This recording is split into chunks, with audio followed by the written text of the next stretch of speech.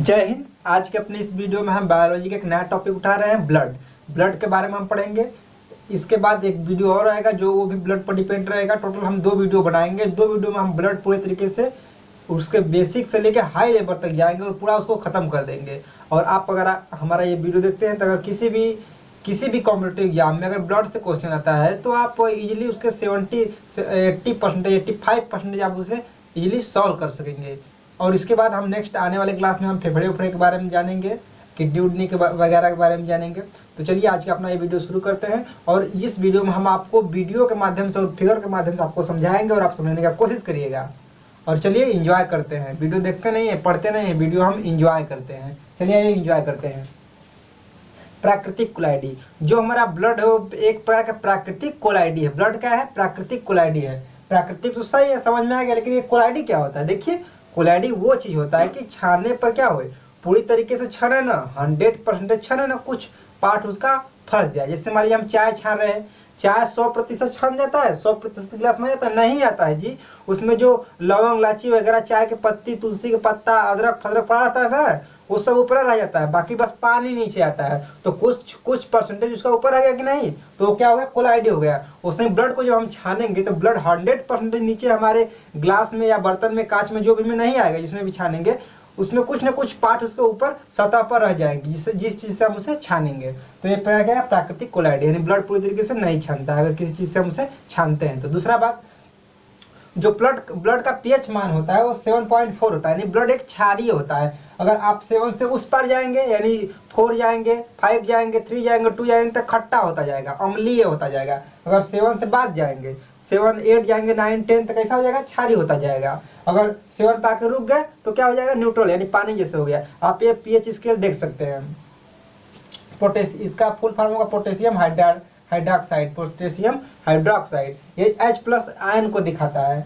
देखिए, पुरुष में, यानी कि जो मेल में है वो ब्लड 5.5 लीटर पाए जाते हैं, और जो फीमेल, जो महिलाएं हैं, उसमें ब्लड पाया जाता है कितना? 5 लीटर। बेसिकली जो पुरुष है उसमें 5 लीटर ब्लड ज्यादा पाए जाते हैं और महिलाओं में 5 लीटर ब्लड कम पाए जाते हैं। इसका अभी हम देखेंगे क्यों कम पाए जाते हैं। और उसके बाद देखिए, रक्त का निर्माण, जो हमारा रक्त बनता है, जो रक्त का निर्माण होता है, रक्त का जो फैक्ट्री है, हम कह सकते हैं ना, रक्त का कोई वस्तु का निर्माण कहाँ होता है? कोई फैक्ट्री में होता है। तो हमारे रक्त का निर्माण कहाँ होता है? हड्डी होता है, हड्डियों के बोन मैरो में। हड्डियों के ऊपर नहीं होता, हड्डियों का अंदर, कहाँ? Bone marrow. जब उसको तोड़ेंगे तो जाली नुमा आकार आता है कि नहीं? उसी जाली नुमा आकार में ब्लड का निर्माण होता है। जिससे आप फिगर में देख सकते हैं, हड्डियों के बीच में जो छेद है, होल है, इसी में ब्लड का निर्माण होता है। लेकिन जो बच्चे रहेंगे, जो पेट में अभी बच्चे रहेंगे 2, 4, 5, 6, 7, 8 महीना का, उसका ब्लड कहाँ बनेगा? क्योंकि उसके जो हड्डी है बहुत ही नाजुक और बहुत ही मुलायम, सॉफ्ट एकदम हड्डी रहता है, एकदम किधरों मोड़ेंगे मुड़ जाएगा। और जो 1 महीना का बच्चा रहेगा, 2 महीना का बच्चा रहेगा, उसमें तो ज्यादा हड्डियां नहीं रहेगा, तो उसके में ब्लड कहाँ से बनेगा? तो उसमें लीवर में, उसके ब्लड कहाँ बनता है? लीवर में बनता है। आप देख सकते हैं यहाँ पर लीवर में लिखा है भ्रूण मतलब कि जो माँ के पेट में है, उसमें ब्लड कहाँ बनता है? उस बच्चे में भ्रूण में बनता है। लेकिन हम लोग वयस्क हैं, आदमी में, औरत में ब्लड कहाँ बनता है? हड्डियों के बीच में, बोन मैरो में बनता है, जिसे हम हिंदी में अस्थि मज्जा कहते हैं। आपको हम बेसिक इंफॉर्मेशन दे दें, उसके बाद हम हाई लेवल पर चलते हैं थोड़ा सा। देखिए, ब्लड बैंक, यानी ब्लड बैंक कहाँ जाता है? ब्लड को जो हम जमा करते हैं तो एक, जिसे कि हम पैसा जमा करते हैं तो आपको क्या होगा? बैंक हो गया। तो ब्लड जहाँ जमा होता है उसको क्या कहते हैं? तो उसे इंग्लिश में हम स्प्लीन बोलते हैं। ब्लड जहाँ जमा होता है या क्या, उसे क्या बोलते हैं? स्प्लीन। ये हमारे लेफ्ट साइड यहाँ पर होता है, आप फिगर में देख सकते हैं। आप फिगर यहाँ में देखिए, यही है स्प्लीन। इसे हम हिंदी में प्लीहा या तिल्ली के नाम से जानते हैं। इसी में ब्लड स्टोन होता है, ब्लड जमा इसी में होता है। आप याद रखिए, हार्ट में ब्लड जमा नहीं, दिल में ब्लड जमा नहीं होता है। आप ये याद रखिएगा, ये क्वेश्चन अक्सर पूछा जाता है। उसके बाद आप देखिए कोलेस्ट्रॉल क्या होता है? कोलेस्ट्रॉल एक तरल अवस्था यानी चिपचिपा पदार्थ होता है। तो ये बनता कैसे है? पहले आप जान लीजिए कि एक मानव में 200 ग्राम में 1 डेसीलीटर आपका कोलेस्ट्रॉल होना चाहिए। इससे ज्यादा कोलेस्ट्रॉल हो गया तो आपके हाई कोलेस्ट्रॉल हो गया, कम हो गया तब वो दिक्कत है, ज्यादा हो गया तब वो दिक्कत है। एक कोलेस्ट्रॉल का काम करता है, ये हमारे बॉडी का मसल्स का निर्माण करता है कोलेस्ट्रॉल। मान लीजिए कि बहुत जो लोग ज्यादा फ्रूट व्रूट का सेवन करते हैं, बड़े वाला जो बड़ा बादाम होता है उसको, काजू वजू हो गया, छुहाड़ा वड़ा हो गया, बहुत ज्यादा फ्रूट का सेवन करते हैं, इनके शरीर में, इनके बॉडी में, इनका बॉडी तो ग्रोथ करेगा लेकिन इनके बॉडी में जो तेल चिपचिपा पदार्थ यानी कोलेस्ट्रॉल की मात्रा बहुत ज्यादा हो जाएगी। और ज्यादा होते होते ये कोलेस्ट्रॉल की मात्रा एक बीमारी के रूप ले लेती है जिसे हम हार्ट अटैक बोलते हैं। ये क्या करता है ना, ये हमारे नसों में जाता है और हमारे नसों में जाने के बाद वो उभरने लगता है। नसों में हमारे जाने के बाद ये नसों का व्यास जो है हमें से कम करता रहेगा। जिस नशे में से हमारे क्या ब्लड आता है और जाता है, तो नशे का व्यास, जो नसों का व्यास है क्या कम करता रहेगा, और जिसकी वजह से ब्लड आने जाने में क्या होगा, दिक्कत होगा। अच्छा आप अपने फिगर में देखिए, जो पहला फिगर है इसमें से ब्लड तो आसानी से आ सकता जा सकता है, लेकिन जो दूसरा वाला फिगर है उसमें जो आप देख रहे हैं ब्लू कलर का, सॉरी जो येलो है यानी जो पीला कलर का है, वो क्या है, थोड़ा ऊपर तक छेक गया, नस है, वो नस में कहा ऊपर तक पहुंच गया है, यानी कि वो ब्लड को अब थोड़ा सा आने जाने में बाधा डाल रहा है कि नहीं, थोड़ा सा ऊपर हो गया है। और तीसरा वाले फिगर में देखिए, जो कोलेस्ट्रॉल है पीला कलर का, वो बहुत ही ऊपर हो गया है, यानी पूरे ब्लड को आने जाने में क्या कर रहा है, तकलीफ पहुंचा रहा है, ब्लड अच्छे से आ नहीं रहा है, जा नहीं रहा है। जब ब्लड आपका आएगा नहीं, जाएगा नहीं, तो आप जिंदा कैसे रहेंगे, आप तो इजीली मर जाएंगे। तो कोलेस्ट्रॉल की मात्रा आप समझ गए ना, कोलेस्ट्रॉल क्या होता है, यही हमारे ब्लड को आने जाने में रोकता है। और कोलेस्ट्रॉल क्या करता है, जाकर जम जाता है, फेफड़े में हमारे जाकर जम देता है। हमारे जो दिल होते हैं, जो हमारा दिल होते हैं, जो दिल ब्लड पंप करता है, उसमें भी जाके जम जाता है, जिसके ब्लड पंप करने से जिसमें ब्लड पंप सही से नहीं कर पाता है, और उसमें भी ये बहुत ज़्यादा दिक्कत करते हैं, जाकर कोलेस्ट्रॉल जम जाते हैं। आपको बता दें कि हमारे इंडिया में 27% लोग कोलेस्ट्रॉल से ग्रसित है, और ये रोग जिनको हो जाता है ना, उनका काम खत्म, उनका जल्दी इलाज होता है, हमारे देश विदेश में इलाज होता है। लेकिन ये रोग होता है सिर्फ बड़े लोग को, छोटे लोग को बहुत कम होता है। मान लीजिए जो गरीब है, हम लोग की तरह, मान लीजिए जो गरीब है, जो एकदम मिडिल फैमिली से एकदम गरीब है, मान लीजिए एकदम गरीब है, उसको कैसे हार्ट अटैक होगा, वो काजू किशमिश बादाम ये सब इतना वगैरह फ्रूट खाएगा, नहीं खाएगा, नहीं खा पाएगा, इतना महंगा चीज नहीं खा पाएगा। आप हम लोग के देहात में अगर मान लीजिए कहीं किसी के दुकान से अगर 1-2 किलो सेव जा रहा है, अंगूर जा रहा है, संतरा जा रहा है, तो 80% 70% आप सब लोग ये अनुमान लगाएं कि उनके घर कोई ना कोई बीमारिया आदमी तो होगा ही, तभी उनके यहाँ अनार जा रहा है, आप ये अनुमान लगाएंगे। लेकिन जो बड़ लोग हैं, जिनके पहले बहुत ज्यादा पैसा है, वो बहुत तेल वसा वाला चीज अपना फिटनेस बनावे खातिर बहुत ज्यादा ये सब यूज करते हैं, खाते हैं, जिनकी वजह से इन लोगों का कोलेस्ट्रॉल की मात्रा ज्यादा हो जाती है और हार्ट अटैक के मरीज हो जाते हैं, इन लोग को पता नहीं चलता है। जैसे कि आपको बता दें, ऋषि कपूर का मौत हुआ था इसी कोलेस्ट्रॉल की वजह से, हार्ट अटैक आया था उन्हें ना, तो उनके जो ब्लड में कोलेस्ट्रॉल की मात्रा ज्यादा हो गई थी, उनके ब्लड में चिपचिपा पदार्थ बहुत ज्यादा हो गए थे। और श्रीदेवी जिनका दुबई में मौत हो गया था, और बौथ में नहाने वाले बौथ का डिब्बा था, उसमें इनका मौत हो गया था, एक कोलेस्ट्रॉल की वजह से। कोलेस्ट्रॉल की मात्रा उनके बॉडी में क्या हो गई थी, ज्यादा हो गई थी। ये क्या करता है कि ब्लड को ब्लड ने आएगा नहीं जाएगा, पूरा रोक देगा, तन्नी मन्नी मान लीजिए रोकेगा तो सही है, लेकिन बहुत ज्यादा रोक देगा। अब मान लीजिए कोलेस्ट्रॉल आपके नस में पूरा कवर कर लिया, तो आप उस नस का क्या ऑपरेशन करेंगे, क्या उस नस को पूरी तरीके से काट के कोलेस्ट्रॉल छील के निकालने का उम्मीद से नहीं, ऐसा नहीं कर सकते, क्योंकि हमारे शरीर में इतनी नसें हैं कि आप ऑपरेशन कर ही नहीं सकते, नसों का ऑपरेशन नहीं कर सकते कि उसमें से कोलेस्ट्रॉल निकाले, या दिल का ऑपरेशन करके उसमें कोलेस्ट्रॉल काट के छील के निकालें, तेल वैसा चीज जम गया, आप ऐसा नहीं कर सकते, ऑन द स्पॉट तुरंत मौत हो जाएगा। जो उनकी 2-4 साल चलेगा तो तुरंत ऑपरेशन के लिए में उनका जिंदगी चल जाएगी। आइए कोलेस्ट्रॉल देखिए, और हीमोग्लोबिन क्या होता है, कोलेस्ट्रॉल आपको बता दिए ना। आप ये ध्यान रखिएगा कि ये इसका मतलब पॉइंट भी पूछा जाता है कि कितना वेटेज में पाया जाता है। तो जो कोलेस्ट्रॉल है 200 ग्राम, अगर एक व्यक्ति का 200 ग्राम ब्लड खींच लिए, 200 ग्राम ब्लड हम निकाल लिए, तो उसके में 1 डेसीलीटर कोलेस्ट्रॉल होगा। 200 ग्राम में कितना कोलेस्ट्रॉल होगा, 1 डेसीलीटर। अगर इससे ज्यादा उसके में कोलेस्ट्रॉल पाया जाता है तो उसमें हाई कोलेस्ट्रॉल, यानी कि वो आगे चल कर अगर इसको सुधारेगा नहीं तो हार्ट अटैक का मरीज हो सकता है। दूसरा देखिए हीमोग्लोबिन क्या होता है। देखिए हीमोग्लोबिन एक प्रकार हम कह सकते हैं कि प्रोटीन है, एक प्रकार ब्लड का ही भाग है, एक प्रकार किसका भाग है, ब्लड का ही भाग है। हीमोग्लोबिन ब्लड में ही पाया जाता है, इसे HB से दिखाते हैं। और जो हीमोग्लोबिन है, हीमोग्लोबिन यानी यम मतलब कि जो मेल में हीमोग्लोबिन पाई जाती है वो 14 ग्राम पर डेसीलीटर, यानी 14 ग्राम में 1 डेसीलीटर पाया जाता है। यानी अगर कोई भी किसी भी मेल का अगर 14 ग्राम ब्लड निकाल लिए तो उसमें 1 डेसीलीटर का रहेगा हीमोग्लोबिन रहेगा, इसे HB कहते हैं। और महिलाओं में हीमोग्लोबिन 13 ग्राम पर डेसीलीटर, यानी 13 ग्राम में 1 डेसीलीटर रहेगा, यानी पुरुषों में ज्यादा रहेगा, महिलाओं में क्या रहेगा, कम। अब यहाँ पर एक बात आप देखिए, हीमोग्लोबिन, हीमोग्लोबिन जो है किसमें, पुरुष में ज्यादा रहेगा। और हीमोग्लोबिन में पाया क्या जाता है, लोहा। हीमोग्लोबिन में क्या पाया जाता है, लोहा। यहाँ पे देखिए Fe, इसी हीमोग्लोबिन में लोहा की मात्रा पाई जाती है। और महिलाओं में लोहा की मात्रा क्या पाई जाती है, कम। हीमोग्लोबिन ज्यादा किसमें पाई जाती है, आदमी में पाई जाती है। तो आदमी में लोहा की मात्रा क्या होगी, ज्यादा होगी। और महिलाओं में हीमोग्लोबिन कम पाया जाता है, तो महिलाओं में लोहों की जो मात्रा है क्या पाई जाएगी, कम पाई जाएगी। आप बताइए, जिसमें लोहा ज्यादा होगा वही मजबूत होगा ना। इसीलिए जो कि फिजिकली पुरुष जो होते हैं स्त्रियों से मजबूत होते हैं। एक झापड़ मार देंगे तो लगेंगे रोने, वो सब इतने मजबूत होते हैं। मजबूत मतलब होते हैं उनमें, क्यों मजबूत होते हैं, क्योंकि उनमें लोहे की मात्रा ज्यादा होती है। अगर आपको मान लीजिए लड़कियां उड़कियां मारती हैं, या मान लीजिए घर वगैरह में दीदी भाई में अगर झगड़ा हुआ तो सब ऐसे मारते हैं, तो कहाँ उतना घाव होता है, नहीं लगता। लेकिन आप बस मार देंगे ना, ताड़ दे, तो लगेंगे रोने बहुत, क्योंकि तो हम लोग में लोहे की मात्रा ज्यादा होती है। और थोड़ा लोहे की मात्रा ज्यादा होने से थोड़ा सा हम स्ट्रांग होते हैं। तो और लेकिन हर लड़कियां ऐसी नहीं होती है। आप ऐसी लड़कियों से कभी पंगा मत लीजिएगा, नहीं तो वो मार के खराब कर देगी। 99% लड़कियों जो कि स्ट्रांग नहीं होती है, 1% ऐसी होती है जो कि जिम वूम करी रहती है, टाइट फिटिंग रहती है। तो आप ऐसे लड़कियों से पंगा मत लीजिएगा। बाकी तो जो सिंपल उससे ले सकते हैं। मतलब कि झगड़ा नहीं करेंगे। आप समझ गए ना। हीमोग्लोबिन क्या है, एक प्रकार का प्रोटीन है जो कि हमारे ब्लड में पाया जाता है। और ये हीमोग्लोबिन का काम क्या होता है,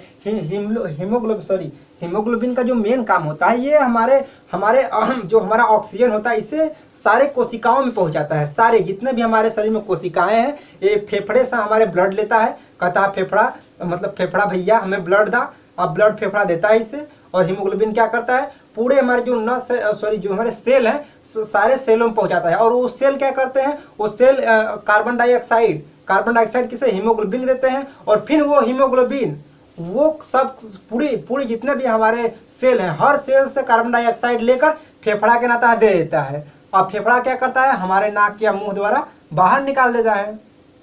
यही काम रहता है हीमोग्लोबिन का, कि हमारे फेफड़े से लेता है ऑक्सीजन और पूरे सेलों में पहुंचाता है। फिर पूरे सेल जितने भी सेल हैं, पूरे सेल से कार्बन डाइऑक्साइड लेता है और फेफड़े को पहुंचाता है। फिर फेफड़ा कहाँ उसे बाहर निकाल लेता है। तो हीमोग्लोबिन का अथवा मुख्य काम है। मान लीजिए आपका हीमोग्लोबिन कम हो गया, तब आप मान लीजिए आपके शरीर में ज्यादा ऑक्सीजन जाइबा नहीं करेगा, न ज्यादा ऑक्सीजन जाएगा, न आपके सेल में ज्यादा ऑक्सीजन नहीं जाएगा। जब सेल, आपके ये सेल है, जो ये सब कोशिकाएं हैं, इसमें ज्यादा ऑक्सीजन नहीं जाएगा, तो आपका शरीर क्या रहेगा, लुंज पुंज रहेगा, मतलब कि अलादी टाइप रहेगा। क्योंकि आपके कोशिकाओं को पूरी तरीके से भोजन नहीं मिल पाएगा, पूरी तरीके से कोशिकाओं के पास ऑक्सीजन नहीं पहुंचेगा।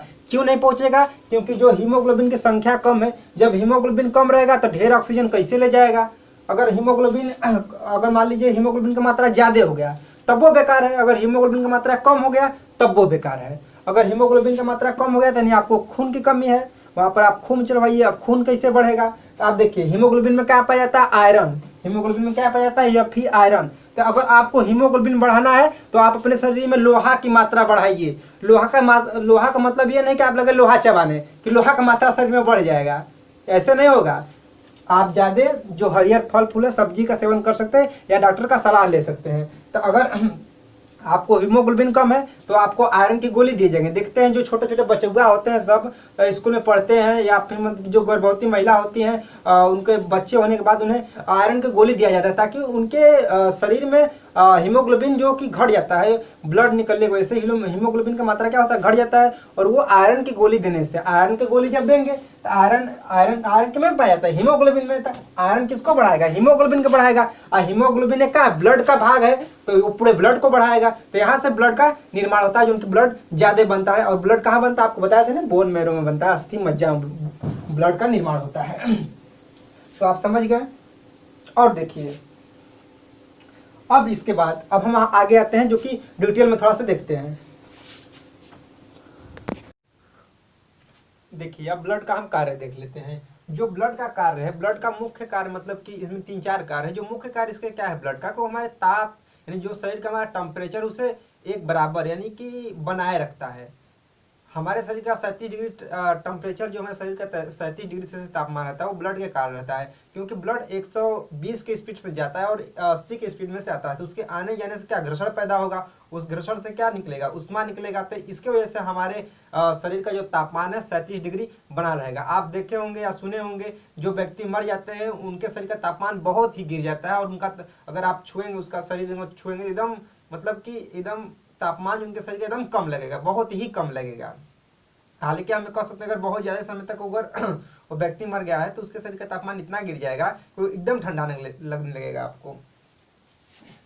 तो पहला क्या काम है, ये ताप को हमारे नियंत्रण करता है, ताप को हमारे एक समान बनाए रखता है 37 डिग्री सेल्सियस। दूसरा क्या है, पोषक पदार्थों का परिवहन। ये जो ब्लड है वो हमारे पोषक पदार्थों का परिवहन करता है और हमारे सारे सेलों द्वारा वहां पर पहुंचाता है। कुछ चीज में हम चीज विटामिन वाला चीज कोई खाते हैं या कोई भी प्रोटीन खाना वाना खाते हैं, तो वो ब्लड में मिलकर जो भी प्रोटीन रहता है हमारे पूरे कोशिकाओं में फैलाया जाता है। जैसे कि मान लीजिए हमको कोई मतलब हमारे पैर कट गया, नीचे पैर कट गया, अब हम दवाई खाएंगे, वो दवाई डाइजेस्ट होगा, उसके बाद ब्लड में मिलके वो हमारे पूरे कोशिकाओं तक जाएगा और जहां पर उसकी जरूरत होगी वो वहां चला जाएगा। ठीक है, पोषक पदार्थों का परिवहन भी ब्लड करता है। उत्सर्जी पदार्थों का परिवहन, ये जो हमारा ब्लड है उत्सर्जी पदार्थों का परिवहन भी करता है। अगर हमारे ब्लड में कोई, मान लीजिए ब्लड में कोई चीज मर गया, जैसे कोई बैक्टीरिया ब्लड में आ गई और उसको कोई किसी मार दिया, अभी हम बताएंगे आगे, किसी ने उसे मार दिया, तो वो क्या करता है, इसका परिवहन भी कर देगा, इसे निकालेगा भी, जाएगा ब्लड में घूमता रहेगा और किडनी उसे निकाल लेगा। अभी हम आगे आ रहे हैं और देखिए ब्लड का काम क्या है, ये हमारे गैसों का भी परिवहन करता है। जैसे कि ऑक्सीजन लेता है, कार्बन डाइऑक्साइड क्या होता है, छोड़ता है, फेफड़ा के जाएगा, फेफड़ा से ऑक्सीजन लेगा और लेकर पूरे कोशिकाओं यानी पूरे सेलों में पहुंचाएगा, फिर पूरे सेलों से कार्बन डाइऑक्साइड लेगा, फेफड़े में लेकर आएगा, फिर फेफड़ा कहाँ, मुंह और नाक के द्वारा बाहर निकाल लेगा। अब देखिए ब्लड में बेसिकली दो चीज पाए जाते हैं, एक प्लाज्मा पाया जाता है, दूसरा रुधिराणु यानी कि ब्लड सेल, कार्पस्केल कहते हैं इसे। तो जो प्लाज्मा पाया जाता है ये हमारे ब्लड का लगभग 60 या 55% प्लाज्मा पाया जाता है। आप फिगर में देख सकते हैं, जो ऊपर वाला भाग है यही प्लाज्मा है, जो कि पीले कलर का होता है। हमारे ब्लड में सबसे ज्यादा मात्रा, अगर ब्लड में पूछेगा तो ब्लड में सबसे ज्यादा मात्रा किसकी होती है, प्लाज्मा की होती है, जो कि पीले कलर का होता है।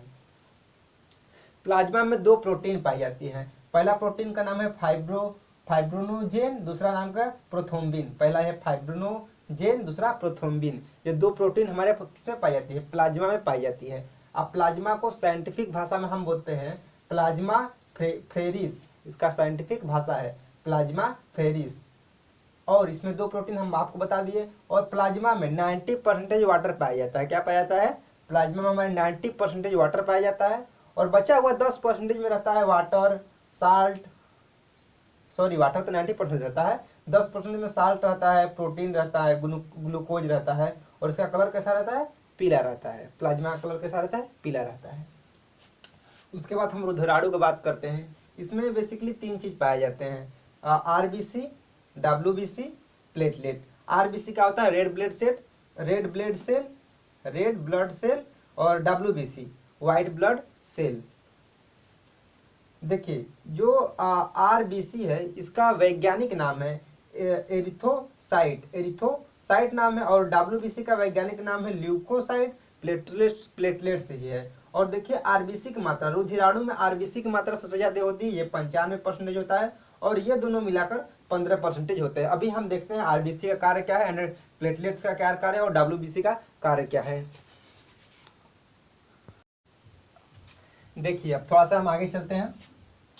रुधिराणु में हम ये पढ़ेंगे, रुधिराणु है। अब इसमें आरबीसी होता है, डब्ल्यूबीसी होता है, प्लेटलेट्स होता है। इन तीनों के बारे में हम जानेंगे। पहले आरबीसी क्या होती है, आरबीसी इसका फुल फॉर्म हुआ रेड ब्लड सेल। इसका वैज्ञानिक नाम है एरिथोसाइट, इसका वैज्ञानिक नाम है एरिथोसाइट। और ये इसका एक काउंट में गिना जाता है, काउंट में ये 50 लाख पाया जाता है। हमारे ब्लड में कितना पाया जाता है, 50 लाख पाया जाता है। ये गोला डिस्क के आकार का, आरबीसी कैसा होता है, गोला डिस्क के आकार का होता है और ये लाल होता है। और ये 90 से 120 दिन तक हमारे ब्लड में जिंदा रहता है, 90 से 120 दिन तक जिंदा रहता है। और ये मरता कहाँ है, स्प्लीन में, ये स्प्लीन में जाके मर जाता है। स्प्लीन इसे प्लीहा या तिल्ली कहते हैं, जहाँ पर ब्लड स्टोर होता है उसी में जाके इसका काम खत्म हो जाता है। फिर इसमें आरबीसी में केंद्रक नहीं पाया जाता है, आरबीसी में केंद्रक नहीं पाया जाता, अर्थात हम आरबीसी डीएनए नहीं पता लगा सकते हैं। इसका निर्माण, अब आरबीसी का निर्माण कहाँ होता है, पूछ देगा कि आरबीसी का निर्माण कहाँ होता है, तो इसका निर्माण बोन मैरो में होता है, जिसे हिंदी में हम अस्थि मज्जा कहते हैं, हड्डियों के बीच में इसका निर्माण होता है।